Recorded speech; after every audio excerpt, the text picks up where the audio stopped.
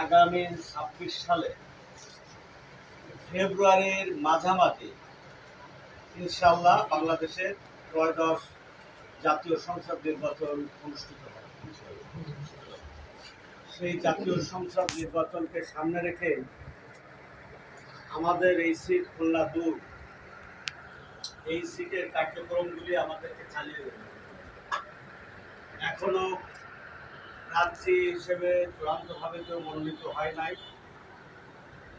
আগামী দিনের সম্ভাব্য প্রার্থী আমরা মনে করি খুলনা মহানগর বিএনপির সম্মানিত সাধারণ সম্পাদক, পরিশ্রমী জননেতা শফিকুল আলম তুহিন, আল্লাহ চাইলে তিনি হয়তোবা নমিনেশন পেতে পারেন।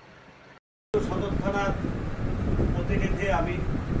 আমার এই যে ৯টি ওয়ার্ড, সেই ৯টি ওয়ার্ডের সকল ক্ষেত্রে যেন এই একই রকম রাজনৈতিক কর্মপরিধি যাতে মানে চলমান থাকে, সেটা আমাকেই অবশ্যই লক্ষ্য করতে হবে নাকি? নারী ফলশ্রুতিতে আগে আমার ওয়ার্ড, যে ওয়ার্ডে আমার বসবাস, এই ওয়ার্ড থেকে আরও যে ৮টি ওয়ার্ড আমার ভিতরে আছে, সব ৮টি ওয়ার্ডেই এই অনুরূপভাবে আমরা কর্মকাণ্ডগুলো চালিয়ে যাব যতদিন পর্যন্ত না এই নির্বাচন সম্পূর্ণ হচ্ছে। একটু আগে বলেছি, প্রার্থী যেই হোক, আমাদের দেশনায়ক তারেক রহমান সাহেব যাকেই দেবে তার পক্ষে আমরা কাজ করি, তাই তো?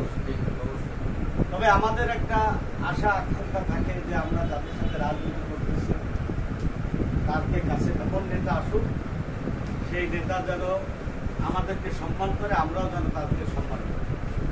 সেই কারণে আজকের কিছু কর্মপন্থা আমরা হাতে নিয়েছে আপনাদের কাছে এইটা উপস্থাপন করতে চাই। আমার মনে আছে, আমার মনে হয় আমি ১-২ বছরের ভিতরে ৮৩টা রোগ করেছিলাম, যা আফটার লিবারেশন টিল টুডে, আজকে মানে যুদ্ধের পরে আজকে পর্যন্ত এত কাজ কেউ করেনি। এটা এখনো সিটি কর্পোরেশনে লিপিবদ্ধ আছে। যারা বিএনপিকে ভালোবাসে, যারা জিয়াউর রহমানের আদর্শকে মনে প্রাণে ধারণ করে, সেই লোকগুলোকে আমাদের বের করতে হবে। আর একটু পাওয়া সম্ভব, কারণ এখন তো গরম পানি নাই। একটা সময় আমরা তো এইভাবে কথা বলতে পারি, এই অফিস বছরের পর বছর বন্ধ ছিল না কি?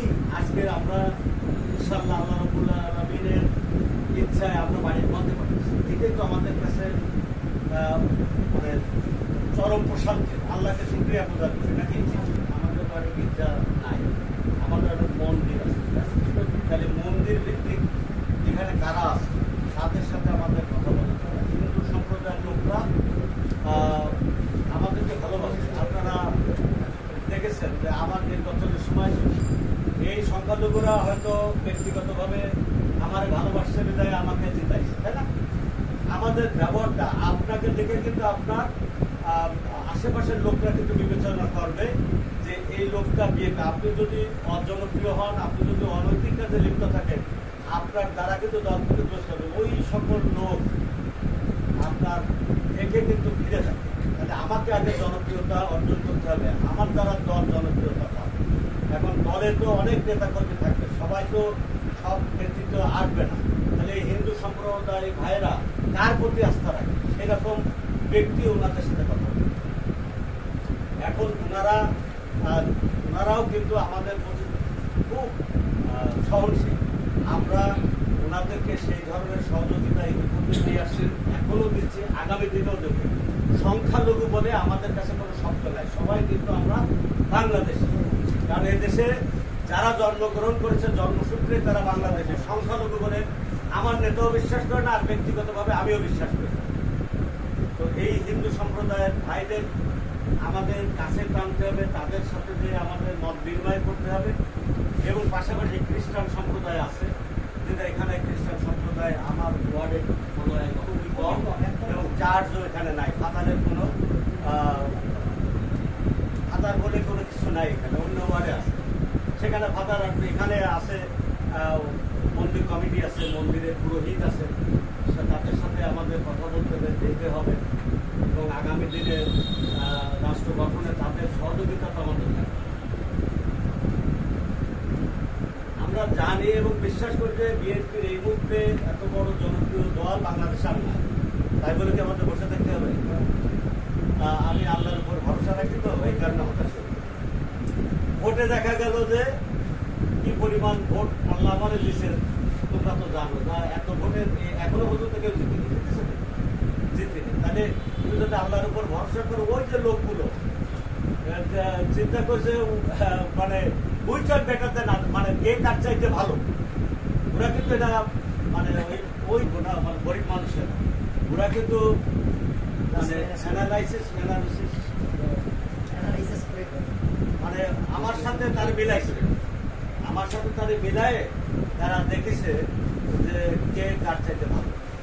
তাহলে আমাদের তার কাছে কিন্তু আমি ভোট চাইতে যাই, অথচ তার টাকা নেছে, তার টাকা নেছে 300 টাকা করে প্রতিদিন ছিল নাকি, হ্যাঁ 300 করে 300-400 মহিলা যদি খাটায় তাহলে কত টাকা আসে প্রতিদিন।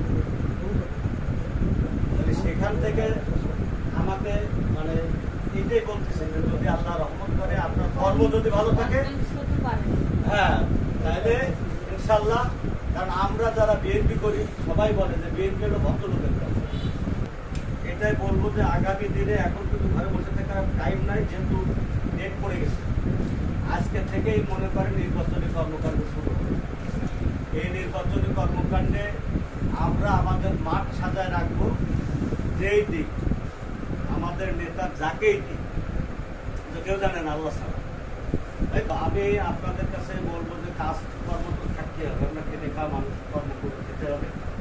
পাশাপাশি আমাদেরকে দলের জন্য, আমরা যে দলের জন্য ত্যাগ করেছি, সংসার ফেলেছি, দিনের অভ্যন্তরে থেকেছি, সন্তানের চেহারা দেখিনি, হ্যাঁ অনেক ভাই আমাদের মাছ থেকে হারিয়ে গেছে, মেরে ফেলছে, গুম করছে, এরকম হয়েছে না? আমরা কি ঠিক মতো হয়েছে বললাম না কত বছর এই অফিস করি, তাহলে বাড়ির না থাকার যে যন্ত্রণা, এটা তো ওরা আমাদেরকে দিচ্ছে, তার মানে কি আমরা কি তার প্রতিশোধ নেব?